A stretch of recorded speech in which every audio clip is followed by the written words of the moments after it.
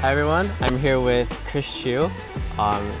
It's an honor to be able to interview CHU. I've been watching it for a long time as a film enthusiast myself. For those who don't know you, could you tell us a little bit about yourself? Yeah, my name is Chris, last name Chu. I'm a photographer and YouTuber based out here in San Francisco, born and raised, and what I mainly do on the YouTube space is teach about photography, sometimes about film, sometimes about digital, but my main profession is in commercial photography. So I remember your old portfolio a while ago said that you studied to be a software engineer, but then you gave up that path in order to pursue photography full time. So I'm wondering what got you into photography that led you to drop computer science? Yeah, so Chinese New Year 2010, my cousin took a picture of me for the first time, and then that's when I saw I was in focus, the background was blurred out, the whole depth of field effect, and then I wanted that forever.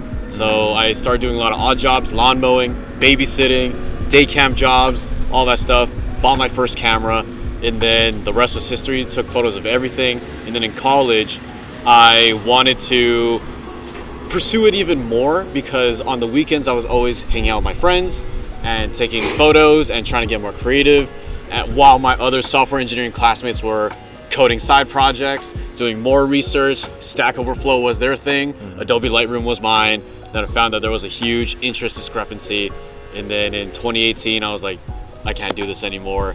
This is definitely not what I want to do for the rest of my life. And then November, dropped out, and now I'm here.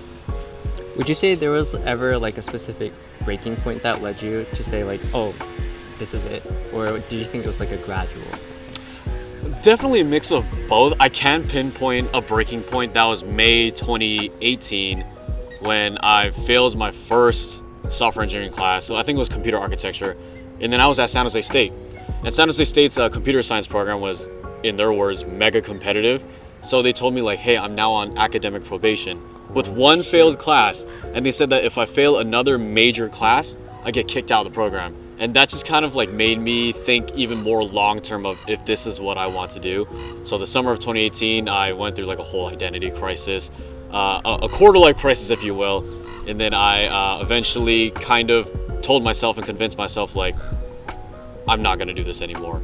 Dang, that sounds way too harsh for me too. It was a really painful process. You can imagine the conversation I had with my parents.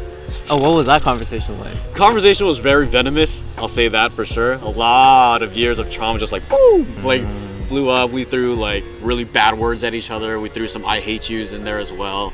And I was ready to kind of just go out on my own. Honestly, be homeless as well, because I was willing to die for this. And it took an extremely long time for my parents to be on board with this.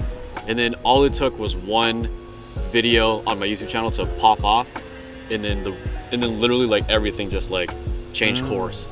Okay, I'm gonna pivot a little bit. Sure. And let's talk about film photography. I know you do a lot of film photography. Your YouTube content currently is, I think, almost all film. All film. So when did you start shooting film, and how did you get into film? And then let's figure that. Yeah. Yeah. So December 2019, I started shooting film. March 2020, when the pandemic hit, was when I took it more seriously.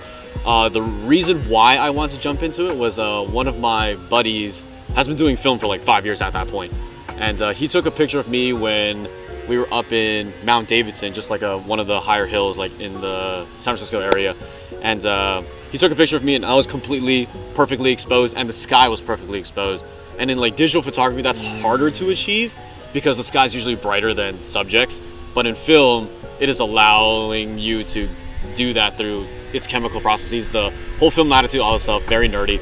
But I was wow, I want that. Kind of the whole feeling that I got in 2010 when I started photography.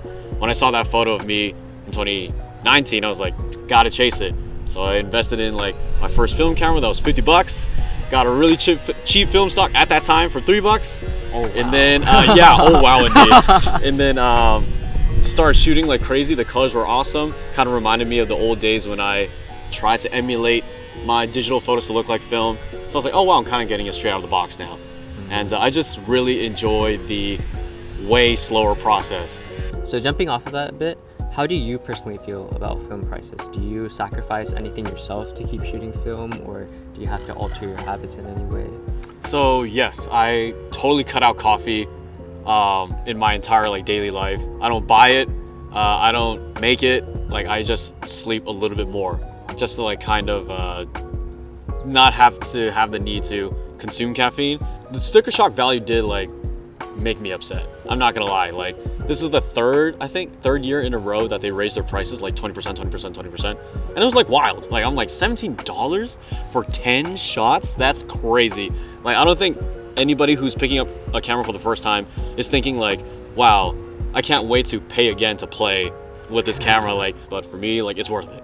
So I cut out coffee, and that has saved me like $6, sometimes $7 a day, and that is worth it for me. Going back to what you were saying about how you gave up coffee, can you tell us a little bit about like how that was? Like, you talked a little bit about like the coffee withdrawals. Like, Yeah, I mean, like, caffeine consumption is extremely fun. I think mentally, of course, it was just like, is this like worth it to pursue something that's so expensive?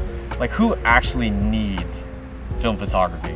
Who actually needs to buy this stuff? It's very much a want. Let's all be honest, like, I could completely survive without it. For me to like want it as badly as I did and do right now, it was worth it. Physiologically, yo, the headaches were insane. Like, I would wake up and be like, oh, I'm drained. By 3 p.m., I want to take a nap. By 7 p.m., I want to take another nap. By midnight, I have 3 more hours to work. I want to take a nap. And I'm like, oh my gosh, like it was hard. But now I've also like kind of changed my diet to be a little bit more cleaner. Like cut out a lot of junk so that I have like more cleaner energy. I'm not more like consistent physiologically, physically, and mentally, so that I don't need caffeine. I feel like if I actually do consume caffeine now, I would like be wired, like really, really wired. But back then I would like need 2 to be like, okay. So I was cutting back on a lot. I think that says a lot about how much film means to you. Then. Yeah, it means to me. If you went through all of that just for... Yeah. And also coffee is a want as well. It's kind of like you just gotta pick and choose. Yeah. Going in a little bit of a different direction, can you describe a typical day as a photographer for you? Like, Yeah, that's a pretty good question because I don't think a lot of people in the Bay Area know what that's like. So I get to sleep in. I wake up at 10. It's amazing. I still got eye bags though, so I don't know how that happens. But I wake up at 10, eat breakfast, check all my emails for clientele and stuff. That actually takes like an hour. That's probably the worst part about my day, answering emails. I don't know anybody who likes answering emails, and if you do, you're a different breed. I respect that. But I answer emails for an hour, and then I kind of like mellow out to kind of let myself like mentally eject all of the stress from answering emails. Give myself an hour break to eat a little bit more, and then I start with either editing a current video or start filming a new video.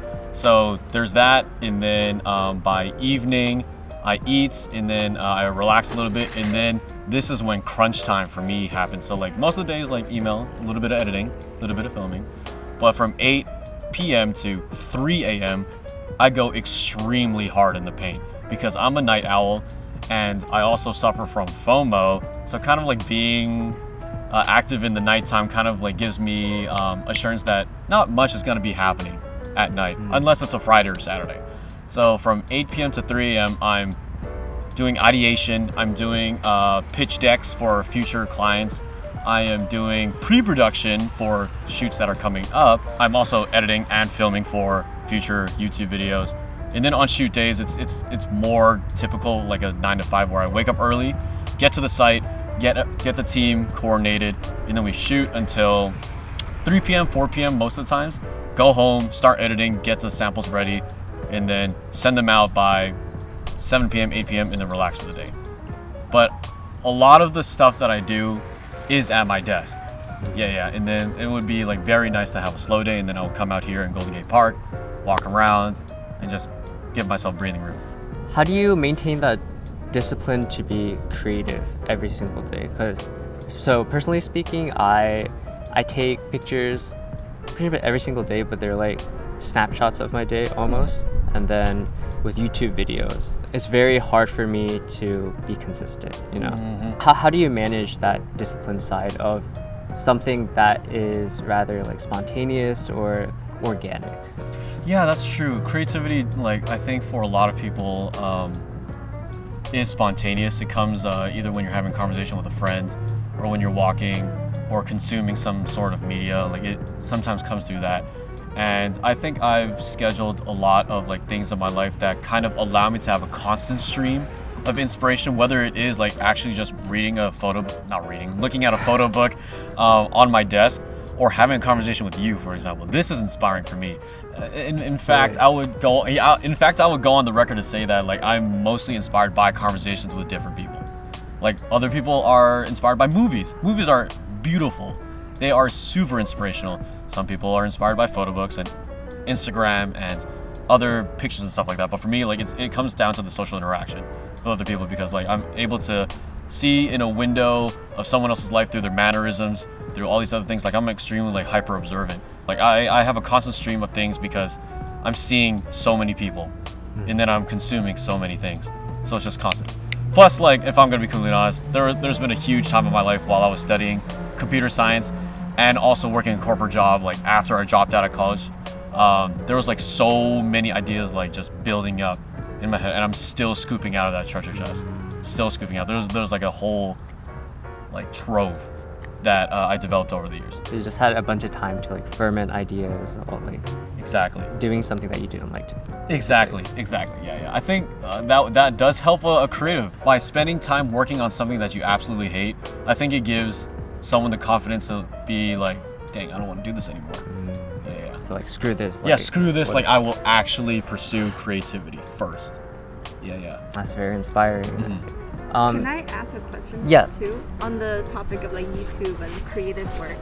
I also have a YouTube channel. It's not huge, but I feel like being on camera and like talking to people actually requires a lot of energy, and you have to be in a very good state to be able to like be so hyper and positive and whatever. And ever since the pandemic, it's like those days are not that common. you Yeah. know? How do you, at least so far, I feel like you're a very like high energy person. How do you maintain that? How do you make sure that you show that side of you in your creative work, especially when you face like an audience? That's an absolutely great question. If you watch my earlier stuff, I was way more energetic than I am now in my current videos. Way more energetic. I was also extremely awkward. To answer the question, like kind of like in a shorter form, I would say that you have to like find your pocket of pacing in terms of your energy, and you really have to like be yourself. If you're your complete self, honest self, that is the most sustainable way, in my opinion. And for me to always be like high octane energy every single video, I will run into a depression wall extremely fast. So me kind of finding that pocket of being educational while also like showing some forms of my goofy self is my pocket. But it took me a while to get used to my voice on a computer. I actually used to mute my entire video as I'm editing it, and then I turn on the audio at the very last review, and then I export it. Oh wow. It took me a really long time to get used to hearing myself, because it was the most disgusting, like repulsive part of editing. I'm like, I hate my voice, hate how I sound, but now it's a lot better. Do you want to ask your question? For you, what makes a photo a good photo? And I'm particularly thinking about like when you take portraits of people, what value, like what makes a photo the one you're gonna keep? And then versus landscape, what do you value in photos for that? Ooh, I could go into a whole 45-minute TED talk about that. But what makes a good photo for portraiture and landscape? Well, clearly I can only speak for myself, from my own point of view, with my own taste and subjectivity. But for me, I used to think that when I was like huge into weddings, like that used to be like my main income in photography. I thought that it would always have to be like hyper technically sound. Lighting is good, nothing is underexposed, nothing is overexposed, composition has to be like clean and very digestible. For me now, it honestly has to be, for portraiture at least, it has to be able to simplify a lot. And what I mean by that is that this whole like busyness of online attention for what people should look like, and all this other stuff, I just want to get straight to the core of what people are naturally. Like, it honestly has to come down to how relaxed is the person, how natural are they, and is the context around them actually supporting their character, or is it taking it away? there's a lot of magazines that kind of make it way too extravagant. It's like, okay, like I get it, like there's a whole like Vogue dress, there's a whole Vogue set, but like for me, I just need it to be simple. As the famous photographer Platon has said, like his photography needs to simplify a complicated world, and I really resonate with that. Minimalism and all that stuff really resonates with me. For landscape, I personally have moved past the point of like just photographing a mountain, and that's it. Like I like to add layers to my photos where like there's something in the foreground that might be slightly out of focus. There's something in the midground and there's something in the background. So if I were to take a picture of Mount Fuji, like cool, I could get a mountain, sick. But like I would love to have like a crowd of people in front of me who aren't actually even paying attention to the mountain itself, and then a body of water in between, and then the mountain, to kind of have like more like context of like where this thing is, how people interact with it, and where it stands in like, I guess, society or its landscape versus like mountain. Awesome. Well, Chris, it was an honor talking to you. This was such an informative and honestly very, very deep and special conversation for me. So I appreciate taking the time to come here and talk to us. And yeah, thank you so much. Thank you. Thank you, everyone. Thank you. Shout out to everybody behind this. We should get like a cash shot or like everyone on the team. Yeah, just like everybody get come, in. just like come into the And frame. she can pop up from the background. Yeah. Thanks for watching. Subscribe to Chris's channel and Thanks my for channel watching. maybe. Subscribe to his channel. You don't have to. Oh yeah, subscribe to their channel. Oh, you don't have to. You don't have to subscribe to mine. Alright. But yeah. Thanks for watching.